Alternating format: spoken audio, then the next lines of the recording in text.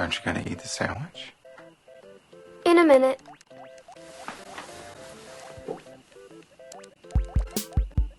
Take your time.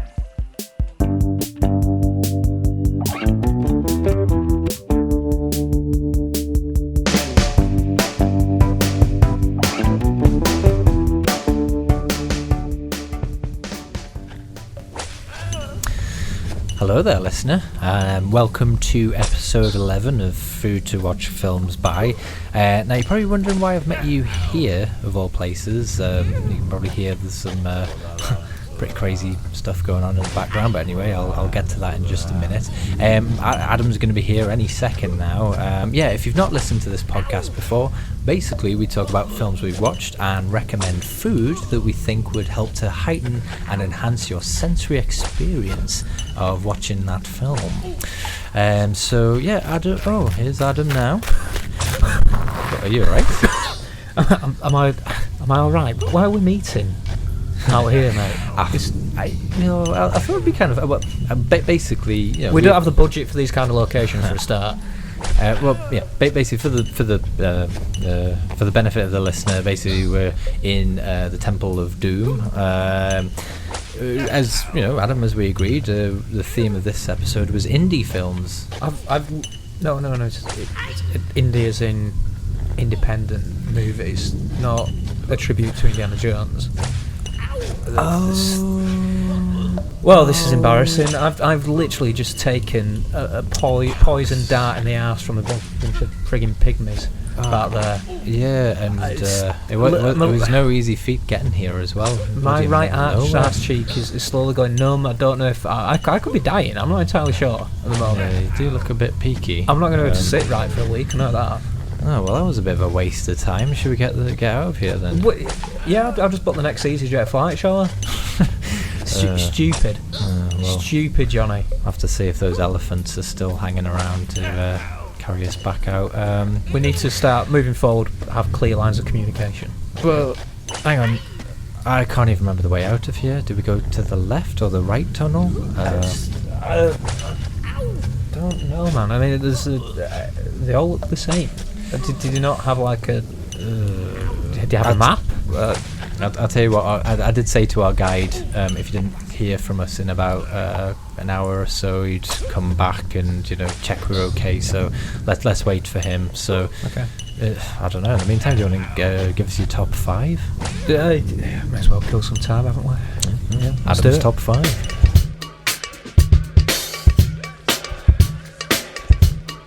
Cause this is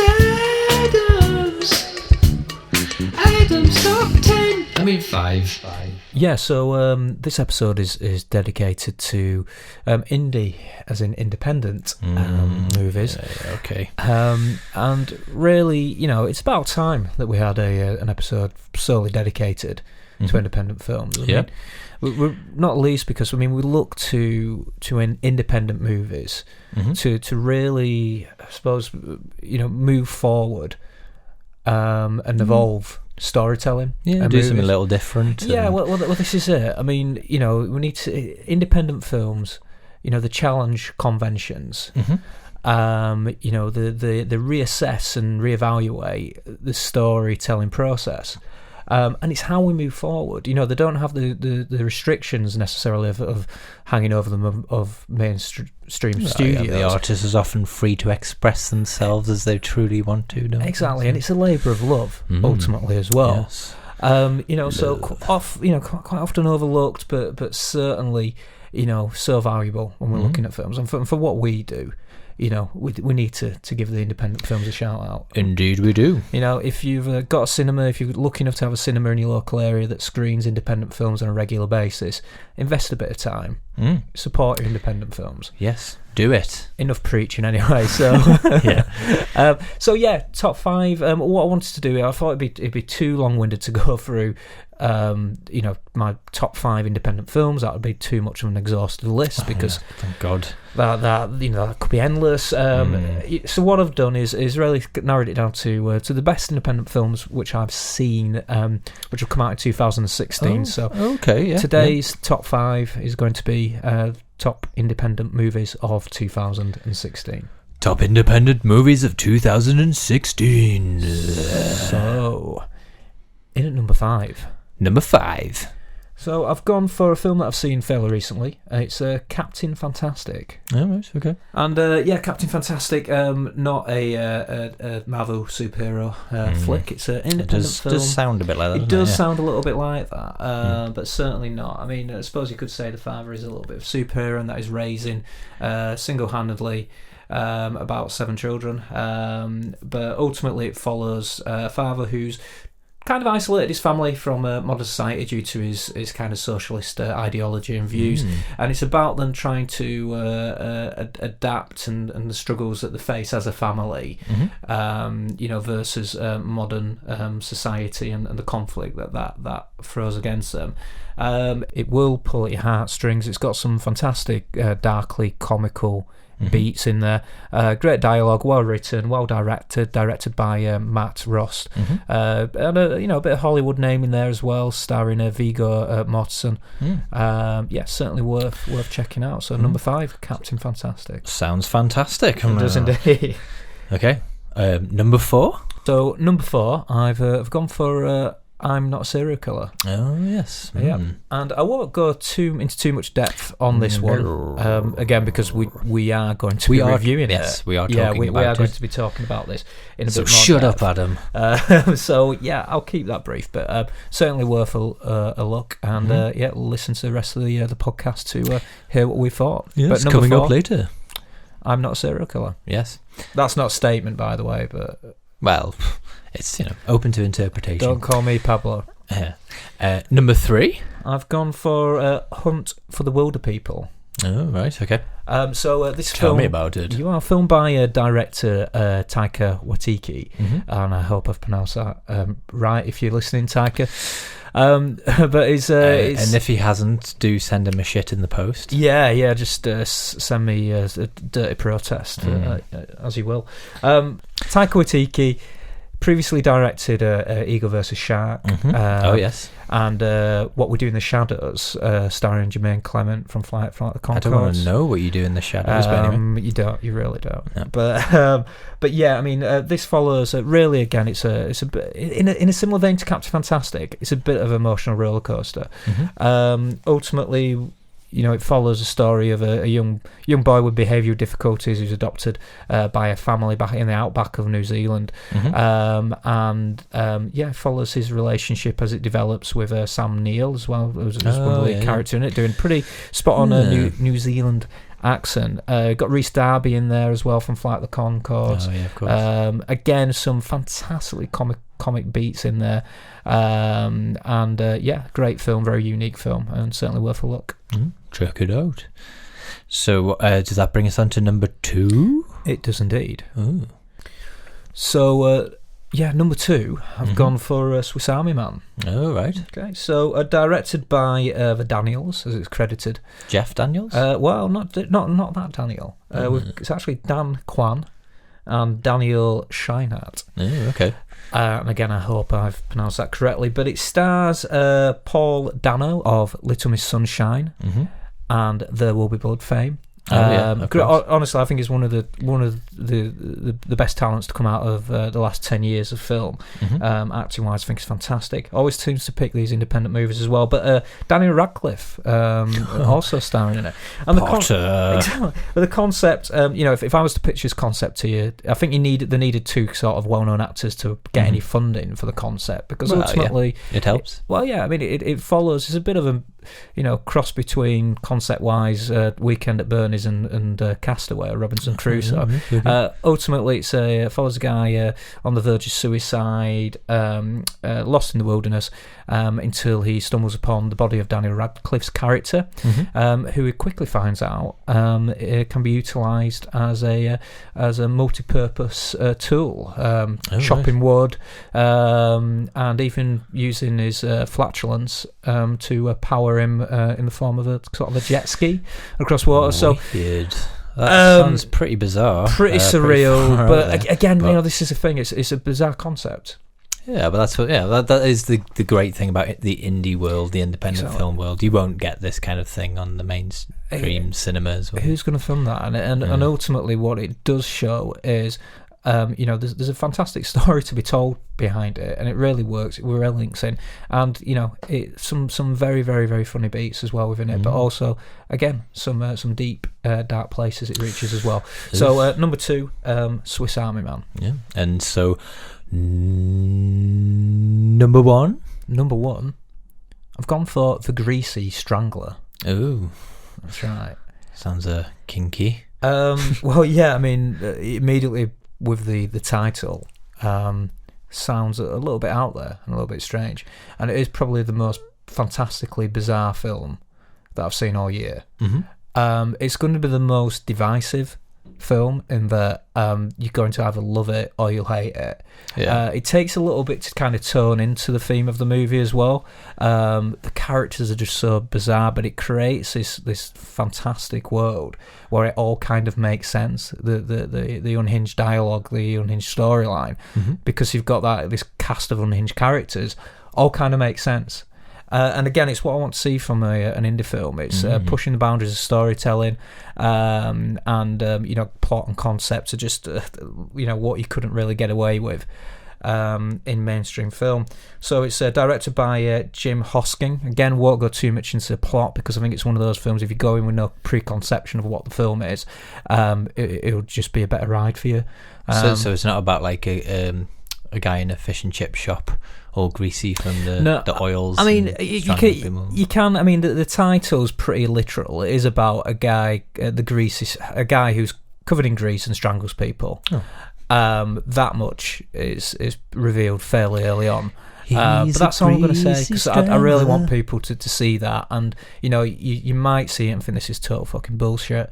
You might see it and think this is the best film I've seen all year, and I think it is one of the best independent. Well, certainly the best independent film I've seen this year. Yeah. Ooh. Oh, sounds delightful. Well, so there you have it, folks. Check out The Greasy Strangler as Adam's number 1 recommendation. So well, thanks for that top 5 as always, Adam. And I noticed there wasn't any honourable mentions. Which is a unusual. Well, much like independent film, Johnny, I want to push the boundaries of what we do, so I'm actually twisting the narrative a little bit. We're doing things in reverse. For the honourable mention, I'll give one honourable mention, and that's for Wiener. Wiener. Wiener. It's a documentary following the failed mayoral campaign of Anthony Weiner. Certainly worth a look. Won a Grand Jury Prize, I believe, for documentary from Sundance this year. So give it a view. Check it out. Yeah. So brilliant. Well, if you listening, if you've got your own top 5 independent films, why not share it with us on Twitter or Facebook? And don't just listen to Adam and his top 5. Yeah, I mean, as with all these things, it's totally subjective. So if your opinion on the top independent films of this year do differ, let us know. If you think I'm a total bullshit artist, then give us a shout out on Twitter or other forms of social media. Yeah, troll the fuck out of me. Indeed. Okay, well, let's move on.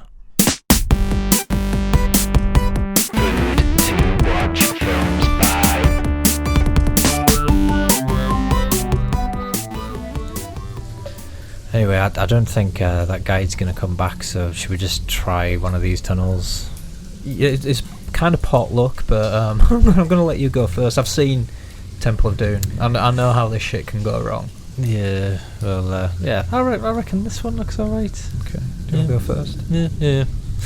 Yeah, this looks okay. But well, I suppose as we're walking, shall we get onto our first film and food recommendation? Yeah, let's do that. Yeah, so we've selected one by the name of Stingray Sam. Stingray. Yeah, Stingray. A 2009 film directed by Cory McAbee. And it was a film I actually saw a few years back, actually probably 2009, 2010, not sure, at the Leeds Film Festival.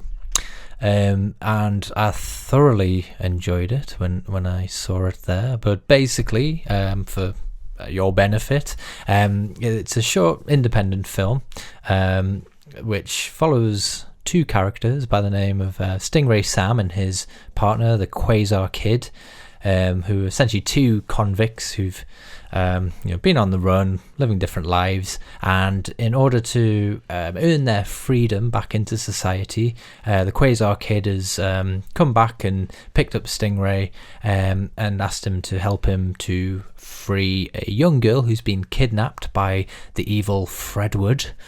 So they begin their quest across space to recover the daughter of a carpenter, wasn't he? Yeah, it's essentially it's a sci-fi western. Yeah, it is. Yeah. It's borderline Star Wars. Yeah, it is. They're rescuing a young girl of importance. Yeah, retelling. Yeah, exactly. And even though it starts off with it's on Mars, and we're traveling from planets across space to different universes, etc., etc. Done on a shoestring budget, and throughout it I didn't question at all that I was on these planets. No. There's a lot of sort of collage artwork in between as well, which is quite nice. Almost a bit Monty Python-esque, isn't it? It was, and it was really clever how it allowed to kind of set those scenes. And I think as well, again, you've got these kind of fantastically bizarre characters that inhabit these places. And I think that again allows you to accept that, I'm on another planet, or I'm in this other kind of, timeline. I really impressed with how they did it. Yeah. Well, one of the interesting things about it is it's filmed kind of episodically. So the film itself is only an hour, but it's broken down into a series of episodes, all sort of 10 minutes long. I saw an interview with Cory McAbee, the director, and he was talking about the reason why he did that was he could see, bear in mind this was 2009, pre-Netflix and what have you, he could see that was the way people were going to start accessing content and wanting to watch things. And he was right. He basically released this film and he published it straight away with different formats where you could download it on your phone, because he could see that was what's going to happen. Yeah. And the clever bastard was right. Oh, this is it. And again, this is what independent film is all about, is trying these new forms of storytelling, and sometimes is in response to how technology changes. It's great. And one of my favourite things about this film was, I mentioned that it's a sci-fi western. It's the music. Oh, yeah, of course, yeah. It's as much a musical. Yeah, it features his band at the time. I think they've disbanded now, the Billy Nair Show. But it's very much a musical, isn't it? It sort of breaks out in song every once in a while, and I think rather than us just sort of telling you about this, I mean, here's a clip. Here's a short clip. Frederick and Edward had a baby named Fredward. Frederick and Edward loved their gentle son. Frederick was the world's only pregnant man. Edward might not have been the one. Frederick and Edward had a son named Edward. Max and Clark had a son named Mark. Aldo and Rex had a son named Alex. Bob and Ringo had a son named Bingo. Very talented guy, I should say. Yes, very, very talented guy. But basically, it's a really good, like I said, short story, but it's very different, good fun, worth a watch, I'd say. I mean, ultimately, it's got a storyline that hangs together. And as I say, the similar beats to Star Wars, the similar beats to traditional Western movies. That's a formula that does work, but it's found a different way of approaching it.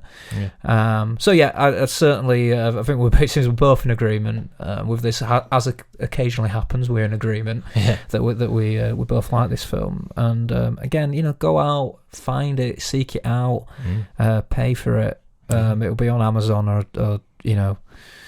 some other online store for you to find. Support your independent films. I think you can purchase it from his website as well, actually, along with American Astronaut as well, another film he did prior to that as well. Fantastic. But should we get on to the food recommendations? Okie dokie. Okay, well, I'll go first. So, basically, there's a bit in a film where they visit a planet where there's experiments going on allowing men to be impregnated and give birth, basically. So 2 men to have a baby, basically. Sounds a bit weird. Which is where the Fredwood song that I heard earlier comes from. It's a combination of 2 men conceiving a child. And Edward. Yeah. So, we won't go into too much detail because you want to see the film. Don't want to tell you the whole plot of it. But basically, Stingray, Sam and the Quasar Kid have to pretend to be doctors, and Stingray has to pretend that he's pregnant with a baby Stingray. So that's the part that I'm going for with this food recommendation, in that imagining what you'd eat if you were pregnant with a baby Stingray, Adam. Oh, right, okay. So imagine that. Be a bit weird, wouldn't it? Yeah, I mean, I suppose it'd be seafood. What do stingrays eat? Well, I'm going to get onto that right now. I mean, essentially, when you're pregnant, you need plenty of protein. You're eating for 2, ultimately. You are. Yeah. Very important. And they recommend a lot of beans and pulses. Now, with this being, a bit of a cowboy theme and a sci-fi cowboy theme, I thought you could have, some smoky cowboy beans, maybe, and the smoky reference to the Liberty Chew tobacco. But mixed in there a range of sea worms, shrimps, and clams, because that's ultimately, something that stingrays like to eat. And I thought, if you had one growing inside you, you might want to, get it set. Did you do your research then into kind of marine biology and what stingrays eat in preparation? I googled what do stingrays eat, and it was the first thing that came up on my Google search. Again, evidence that we don't throw the show together. We put effort into this. Yeah, hard hitting research. This is crafted. I mean, that took me all of 30 seconds to gather that research, but then thinking about it. Yeah. I mean, I'm assuming you didn't check your sources, so we're hoping that Google's right. Anyway, it's Google. Yeah, legit. Yeah, okay. Yeah, I believe everything if it's Google. I'm not going to question it, mate. My knowledge of stingrays is limited at best. Are you questioning the legitimacy of Google? I'm just saying, it can throw up some curveballs every now and again. Well, I mean, I could put an article on saying that stingrays eat, shit. Well, they might do. They might eat fish shit. I don't know. Yeah, well. Okay. But yeah, all right, I'll take your word for it anyway, man. I'm willing to concede that it's potentially correct. Right. Well, yeah. Well, if you get pregnant with a stingray baby, then if I ever have that concern, have some beans and some clams and stuff. Yeah. Anyway, do you want to? Do you want to go on to yours? Shall I give mine? Yeah. Well, I wanted to really kind of pay homage to the musical aspect because I love the songs. Brilliant. Literally a couple of days afterwards, it was still stuck in my head, and that's usually a sign of a good musical. And ultimately, it's sci-fi, western, and a musical all rolled into one little package. You cannot be going wrong. It's not an easy thing to achieve, and they do definitely achieve it. Right from the opening scene, we're into a musical number with the Liberty Chew tobacco girls, the imaginary Martian chewing tobacco company who sponsor. Stingray Sam's little bar that is singing in. So I wanted to pay homage to that and to my favourite song, which is a song that we heard. The clip of it might be my new favourite song of all time. That's pretty good. It's pretty addictive. So I wanted to pay tribute to the Fredwood song, and so my meal is I'm going to play a little game, Johnny. Oh, okay. So I'm going to give you the name of food, which is a hybrid of 2 foods merged together. And you see if you can guess what this buffet is made up of. And I'm going to start fairly easily. I think this might be, let's say easy, this could throw you a little bit, but let's give it a try. Okay. So the first food being served here, Johnny, we've got cham. Can you guess what cham is? Cham. Ooh. Could be a couple of potentials here. So clam? No, it's actually chicken and ham. Cham. Chicken and ham. Chicken and ham, cham. Lovely combination. Exactly. Well, the next thing on the menu, and again, this one's fairly easy, but could be a potential of two. I've gone for